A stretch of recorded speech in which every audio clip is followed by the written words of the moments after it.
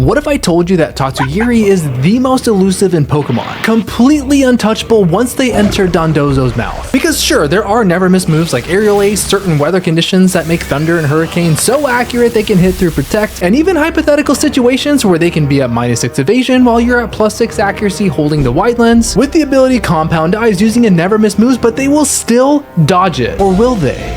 That's what we're finding out today on PokéBusters. For those of you that don't know, Tatsugiri has an ability called Commander that makes them jump inside Dondozo's mouth during a double battle. This gives Dondozo 2 Omni boosts to effectively double their stats, and they receive an additional boost to one of their stats every time they use the move Order Up, depending on the type of Tatsugiri inside their mouth. But now Tatsugiri is invulnerable to everything. Or most things, I should say, because this is the only time in a double battle in which you can target the slot without a Pokemon and the game won't auto-direct the hit, meaning you effectively wasted your turn. But what happens if Tatsugiri is removed from Dondozo? Do they keep the Omni boosts? Does Order Up still provide a stat increase? Can you do this multiple times to get a super-powered Dozo? Does the color of Sushi Serve change depending on the type of Giri? And what happens if they're shiny? I don't know, but I've come up with 4 different strategies to bust this myth, and we're going to rate them from doesn't affect them at all to extremely effective, starting with never miss moves. Never miss moves are usually quite weak with a few exceptions, but balanced out because they can, well,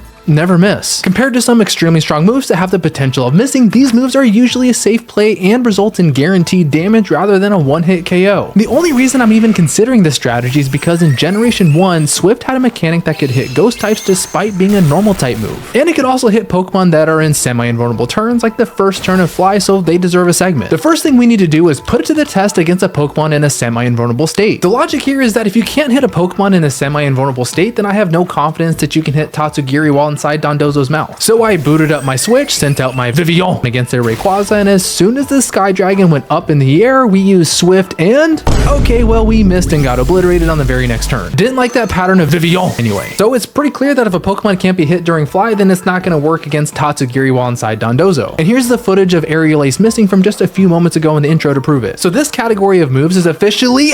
well, I think that there is one extra thing I'd like to try. It's a tactic that involves using a setup move first in order to guarantee the next move hits. I'm talking about the moves Lock On and Mind Reader. They are essentially the same move, and since Mind Reader no longer exists as of Generation 9, we're going to talk about Lock On exclusively. Lock On ensures the next move used against the target never misses, no matter how bad the accuracy is, making the 50% accurate Zap Cannon viable if you can somehow manage to get your opponent to let you do this. And if we're going to try to hit the fish inside Dondozo, then we need to make sure this can hit a Pokemon in a semi-invulnerable state. So I booted up my Switch again and found another opponent with a shiny Rayquaza willing to be sacrificed for science. We were able to successfully use Lock On before they flew up high in the air and Zap Cannon hits. Kinda. There was nobody there, but Rayquaza still took damage because logic, I guess. Now the next thing we need to do is put this to the test against the little Giri. So we went back to the battle court, sent out my Magnezone and used Lock On against Tatsugiri before Dondozo came out, and as the goldfish jumps inside the whale's mouth, I'm left wondering what the words never miss and always hit their target really mean, because I just missed with Aerial Ace a few moments ago that supposedly never misses, and now Zap Cannon also fails to hit the target even though I used Lock On, which means that we can confidently conclude that Tatsugiri is kept safe from never miss moves and my trust issues are at an all-time high. So this myth is officially busted, not effective at all. So now that we've been betrayed by the wording of Pokemon moves, let's see if abilities have a different story. When it comes to accuracy boosting abilities, there are only 2 to choose from, and since Vivillon's Compound Eyes ability has already failed us, that leaves us with just one, No Guard. No Guard states that any move used by or against this Pokemon will always land, making moves like Stone Mist and Dynamic Punch legitimately threatening. Always. It's like I've heard that before somewhere. No, can't put my finger on it, so let's give it a test. So I got 2 of the most strapping young lads with No Guard out of the box and decided to put their abilities to the test against 2 moves with semi-invulnerable turns, Fly and Dive. And by golly gee, their abilities allowed them to hit the target, so they get the stamp of approval. For now. Because the real question is, can No Guard allow the Pokemon to hit the sushi inside Dondozo's mouth? Let's find out. So we faced down yet another hungry catfish who decided to eat their ally, and we put our money where our ability is. We click our moves, the turn starts, and failure. again, almost as if the word always is taunting me. Because if I had a nickel for every time the word always has betrayed me in the past 6 minutes, I'd have 2 nickels. Which isn't a whole lot, but I mean, it's weird that it's happened twice so far, right? This category is officially busted, not effective at all. But there is one more interesting interaction I'd like to test before moving on, and it might seem a little counterintuitive because I want to test the move minimize. And I know what you're thinking, oh, Pokemon John, minimize increases evasion, how is that going to help? Well, believe it or not, there's a secret club of moves that double in damage and cannot miss if the opponent uses minimize. And somehow Dragon Rush is in this secret sorority, you know, the 75% accurate move that never seems to land. But let's put it to the test. I got the most annoying minimize user out of the box and had her use minimize a few times to increase their evasion to +6 while my Garchomp somehow got to -6 accuracy legitimately.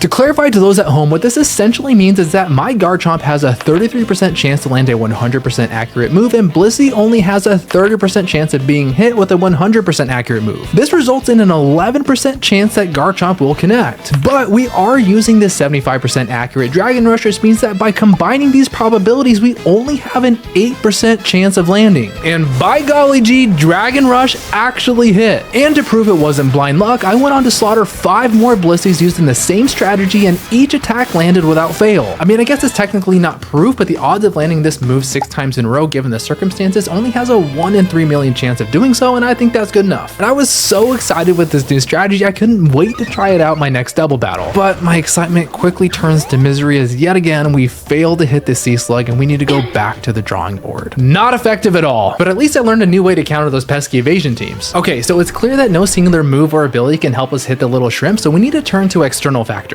Currently there are 4 weathers in Pokemon and 3 of them alter accuracy for certain moves. I do believe that sand should increase the accuracy of some rock type moves since they are the most inaccurate type in Pokemon, but that's a video for another time. And the sun reduces the accuracy of moves, so we're not going to bother with that one either. The snow is a good option because it grants the move Blizzard 100% accuracy whenever it's present in the game, but it's the 4th weather I want to test out because back in Generation 4, there was a game-breaking glitch. In the game's Diamond and Pearl, but not Platinum, whenever rain was present, not only did the move Thunder bypass accuracy checks become more than 100% accurate, but this move and weather combination also had a 30% chance to break through Protect. Something that wasn't possible until these Kung Fu Bears came along, kinda. And since then, rain has granted perfect accuracy to 4 additional moves: Hurricane, Sandsear Storm, Wild Bolt Storm, and Bleak Wind Storm, but not Springtide Storm for some reason, even though they were introduced in the same game. But I want to put this to the test before we use it on Timon and Pumbaa. So I started by giving my 2 legendary birds -6 accuracy while my opponent somehow managed to pull off a few extremely valid techniques to get them to +6 evasion while holding the bright powder. So to simplify this, we know that -6 accuracy and +6 evasions means that we have an 11% chance of connecting with a 100% accurate move. But I also threw on the hold item bright powder to increase their evasion by additional 10%, which means now we only have a 10% chance of landing. And by golly gee, I get stunned for the 2nd time this video as both Thunder and Hurricane connect. And just to test this a bit further, I decided to land each attack 10 times before calling it quits, and I managed to land all 10, or 20, I guess, because I used 10 each. Let's put it to the test. We head back to the school course where the koi fish once again swallows another one of his plankton friends, and we begin the experiment. We set up the rain, send in our legendary birds with our shirtless men, and every single one of them falls short. Miss after miss after miss. Which means that although this is a viable strategy to use on those frustrating double teaming Kingdras, this myth is officially busted. Not effective at all. Okay, so the past 3 strategies haven't been very successful, but I think it's because we're only testing on accuracy. But something I haven't considered is, does the game register that Tatsugiri is even there? Because if the game doesn't register a Pokemon's on the field, then no amount of accuracy will ever matter. So before we test our final strategy, we're going to be talking about a few honorable mentions designed to see if the game sees that Tatsugiri is still present. And these are in the honorable mention category because there's no practical way to pull this off in game. Kind of. Because I did it in a Nuzlocke you should totally check out after this. But we're going to be testing the sushi roll with 3 different tactics: statuses, sandstorm chip, and a trapping effect. Being status by poison or burn, hanging out in a sandstorm as a non-rock, ground, or steel type, and being trapped by moves like Sand Tomb or Whirlpool all result in a Pokemon taking chip damage every turn, which is a clear indicator of the game knowing the Tuna Melt is present. So I made the little salmon hold a Toxicroak by using the moves Whirlpool and Sand Tomb on them while I set up a Sandstorm the next turn, and the False Dragon manages to take chip damage from Poison, the Sand, and Sand Tomb, meaning that Tatsugiri can indeed take damage while inside of Dondozo, suggesting the game understands there's a Pokemon on the field. But that's not the goal of this video. The goal is to deal direct damage. But before we get to my final tactic, you may be wondering why I'm going through such a hassle to try and KO Tatsugiri inside of Dondozo. Well, the first reason is science. And the other reason is that I have been obsessing over the strategy where if Tatsugiri faints, I can send in a partner Flamingo with the ability Co-Star that copies all of their allies' stat boosts. Meaning I now have two super powered Pokemon on the field at the same time, allowing me to finally win a battle on Showdown without rage quitting.